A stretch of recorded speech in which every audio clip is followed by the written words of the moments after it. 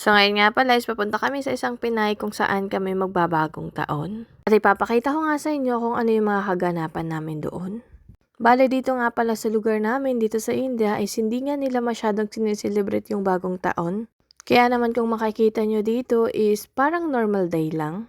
Dahil nga yung bagong taon nila dito is Vishu. It's around summertime, mga April, ganun. Tapos, nabisi nga ako kakachismis sa kanila, kaya naman ito na lang yung napakita ko sa inyo, yung mga luto namin dito.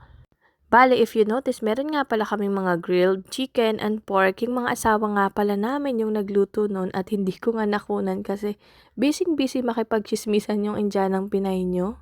So, bali yung kainan nga pala namin dito is around 9:30 something. Basta hindi kami kumain ng 12.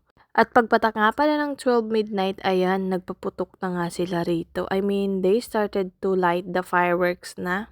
Sa totoo lang, it's my first time here celebrating in India kasama yung mga ibang Pilipina at yung mga asawa nila. Kasi you all know sa mga followers ko dati na I never meet many Pilipinas or hindi talaga ako mahilig makipag-meet unless if may something talaga. Pero this time is I found someone na very close to me kaya naman ganito yung nangyari. And you know what? I'm so happy kasi nga before ending the 2024 is nagkaroon ako ng friends. I'm choosy kasi pagdating sa mga friendship ganon. Don't totally mean na choosy. Yung bang meron ako mga acquaintances but friendship is not that much. Kasi sa totoo lang is iniiwasan ko talaga yung mga friendship na parang mayayabang, something more on negative vibes. Ayoko talaga ng ganon.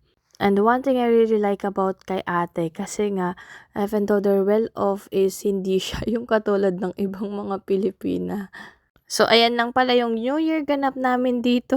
Kung mapapansin nyo din is kami nga lang yung nagpapaputok kasi nga sa amin lang yung may New Year. Yung ibang bahay is normal day lang sa kanila. So ayan lang po. Thank you for watching.